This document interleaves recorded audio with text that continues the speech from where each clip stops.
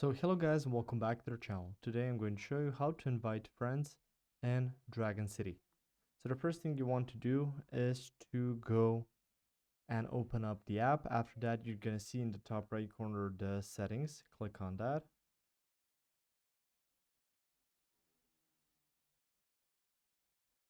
On here you can see the option to sign in with Apple ID. You can sign in with Facebook.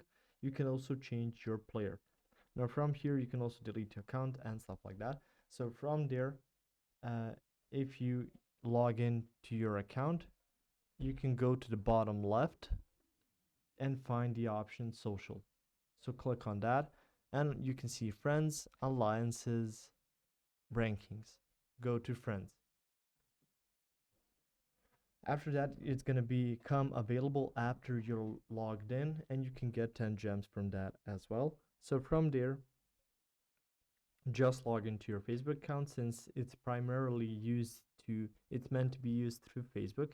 After you're logged in, through that you can just get 10 gems afterwards, and you can see how that's going to uh, make it available for you to send friend requests through Dragon City. So it's really convenient that they actually name it social since you're using a social network.